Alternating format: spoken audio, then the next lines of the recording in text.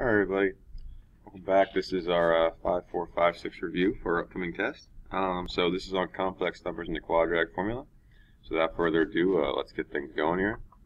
First things, when you're subtracting two quantities, this minus sign can get distributed in to both terms. So it looks like 4 minus 2i plus 1 minus 4i. All I did was change all the signs in my second quantity. Combine like terms. 4 plus 1 is 5. Negative 2i minus 4i is negative 6i. Okay, and we're in good shape. Typically when you write your complex numbers, you want to write your real number first and your imaginary second. Okay. Here, much the same. You can distribute that negative in there to that second parentheses, but it only goes to the second parentheses. This plus 30i stays plus 30i. Okay, all my numbers first. 3 minus 8 is negative 5. Negative 2i minus I plus 30 is plus 27i. Okay? Should be good shape so far. Number 3, we're not adding or subtracting, we're multiplying, so I'm distributing the 4i in. 24i minus 4i squared. You might be inclined to think you're done, but what does I squared equal? I squared equals negative 1. Okay? That's probably the first thing you want to write down whenever you get your test on tomorrow or Wednesday. So this negative 4 turns into a positive 4. 4 plus 24i. Alright. Foiling over here. First, outer, inner, last. 1 times 5 is 5. 1 times negative 3i is negative 3i. Negative 4i times 5 is negative 20i.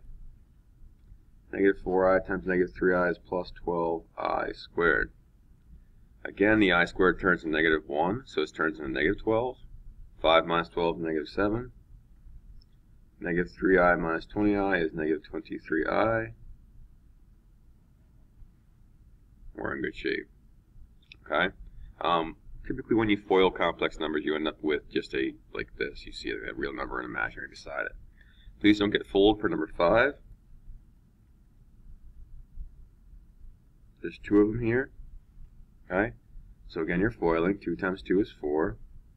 2 times 5i is 10i. 5i and 2 is 10i. 5i and 5i is 25i squared. This turns to negative 25. 4 minus 25 is negative 21. Plus 20i. And we're looking good.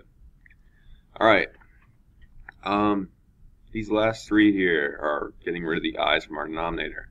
So for number 6, I can multiply top and bottom by 2 plus I. You look at your bottom part and you want the complex conjugate. So up top, when I multiply that in, 3 multiplied over, I get 6 plus 3i. And down low, because this is the complex conjugate, when I FOIL this out, 2 times 2 is 4, plus 2i minus 2i minus I squared. You're going to find that your outside and inside terms cancel out, plus 2i minus 2i. That should happen anytime you have a complex conjugate. Up top, this stays the same. Down low, they go away. This becomes plus 1. 4 plus 1 is 5. You check to see if there's any constant term in all 3 of these that can be reduced down. 6, 3, and 5. There is not besides 1, so therefore you're done. Okay? Number 7, this is actually the easier one, but we'll try to make this harder. I see a lot of people doing top and bottom by 5i. That works, okay? To make it even easier on yourself, multiply top and bottom by just I, okay? So I get negative 2i minus 3i squared up top, divided by 5i squared. This turns into positive 3, and down low it's just negative 5. Done. If you multiply top and bottom by 5i, you're fine. It's just at the end, this would be 15 minus 10i over 25, and then you reduce everything down by 5. That's all. One more complex conjugate, 5 plus I. 5 plus I. I'm foiling up top, 15 plus 3i plus 5i plus I squared. Down low I get 25 plus 5i minus 5i minus I squared. Looking at our numerator, the I squared is negative 1, so 15 minus 1 is 14. 3i plus 8i is 8i, sorry, 3i plus 5i is 8i. And then these go away. This becomes plus 1, that's 26. Now, the main difference here is 14 plus 81 over 26. Each of these is divisible by 2, so divide everything by 2. 7 plus 4i over 13. And now I'm fully reduced. Okay? So just please be careful about that. You want to make sure you reduce if you can. Alright. Good deal. Okay, solve the equation 9, 10, 11, 12. Get all the x squareds on one side or get everything on one side. So here I'm just subtracting over the 2x squared. Okay.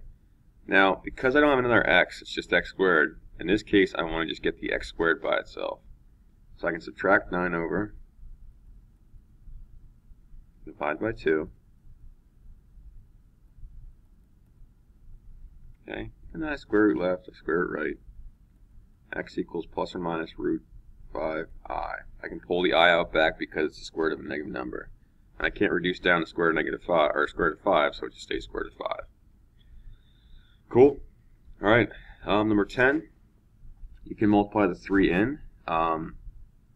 I get 3x squared plus 15 equals 6x squared plus 30. I'm going to move all the x squareds to one side, so subtract 3x squared over. And while I'm at it, I'm going to move the 30 over here. So negative 15 equals 3x squared. Okay. Divide both sides by 3. Wouldn't you know it, I get basically the same exact thing.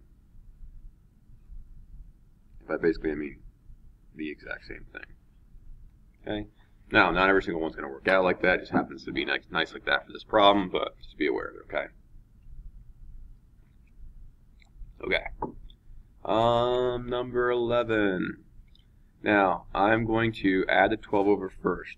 So it looks something like this. Ladies and gentlemen, can I distribute this negative 3 into this parentheses? What do you think? Hopefully we're saying no. I know we just did it over here, but please note I didn't have a squared right here. Now I do. So it's not that simple. Alright. Divide by negative 3. 5x plus 6 squared equals negative 4.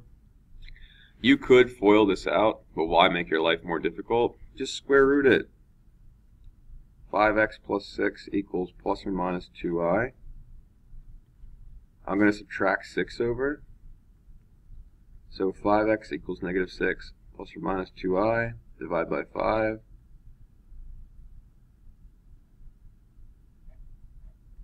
There we go. X equals negative 6 plus or minus 2i over 5. And you leave it because you can't reduce anything else down. And this is exactly the same over here. Okay, just to show you guys real quick, I can subtract the 2 over. Divide both sides by 4. Negative 2 over 4 turns into negative 1/2. I think we should be okay with that. If I square root this, I get x plus 3 equals plus or minus 1 over root 2i. I need to rationalize this. So 1 over root 2, if I multiply top and bottom by root 2, I get root 2 over 2. That's one that you'll get very acquainted with in the future. So if I subtract 3 over, plus or minus root 2 over 2i, we're done. Okay. These two are a little tricky. Again, take your time. You cannot distribute into a quantity squared. It's a big thing there. So please be careful about that. Otherwise, it's just get x by itself and square root it. Don't panic about the rationalizing denominator. I will keep reminding you about that. But if you do everything else right and you don't rationalize it, it probably wouldn't hurt you too much. So, okay. Now, on the back, all right, what we have here, directions below are 6 equations. You may only solve 3 of them. If you solve more than 3 of these, you will not receive any credit for your work. Okay, since solve one that has 2 real, 1 real, and 0 real. Explain why you chose the examples you did. We're going to give you quadratic formula. You have to get it equal to 0. Okay, so here I would do x squared plus 5x minus 3 equals 0. Now, like the directions said, You only want to do 3 of them. Well, you got to like play with it a little bit to see which 3 to do. If you can remember this, b squared minus 4ac, if it's positive, 2 real, 0, 1 real, negative, 0 real. Okay? So I'm just doing a whole lot of this. B squared minus 4ac.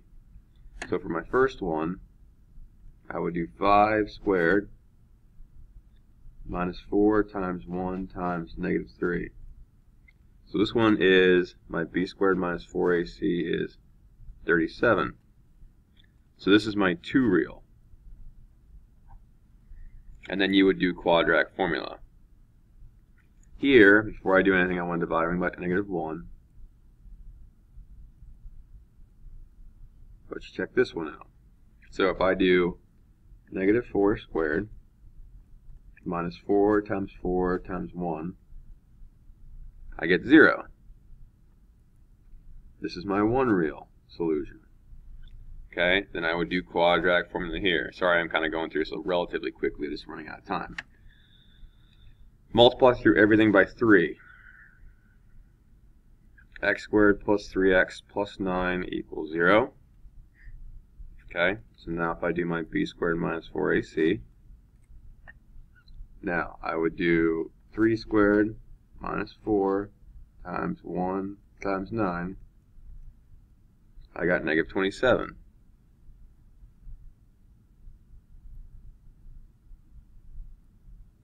Now, if you got this lucky on the test, then that's how nice we are to you guys. Here's your 2 real, here's your 1 real, here's your 0 real. As far as the rest of the test goes, you could literally cross it off. Well, I mean, for this part, you could cross off 16, 17, 18. Now, in the next video I make, I will show you those ones, okay? But, I mean, think about this. All we're asking you to do here is to pick 3 of them. Now, here's the thing. Think about this. If you do the first 3, and you get 2 real, 2 real, 1 real, cross off one of these that you don't want to do.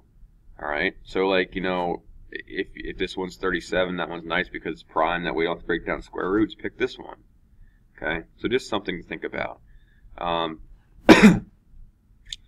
You can continue to go ahead and go through the rest of them. Let me just like set the rest of these up for you guys a while, and then I'll make another video on this one. But I can move everything over to one side, subtract the x squared over, subtract 5x over, add 1 over. There's your ABC. Divide everything by negative 1. Okay, and then here, you have to FOIL this one out. Honestly, if this is confusing to you guys, then I would just make sure this is the one that you cross off. FOILing this out would be x squared plus 2x plus 1 equals 8x minus 8. Subtract 8x over, add the 8 over, x squared plus minus 6x plus 9, and then you do your ABC as well. So I will make another video up, probably have it ready by tomorrow, on finishing these last few problems and showing you the quadratic formula here. And then this last problem is really simple as well. You guys did a nice job on the quiz. So for right now, focus on the complex numbers, focus on the discriminant, okay? And then we will talk more about it in the class. And as always, good luck. We're all counting on you.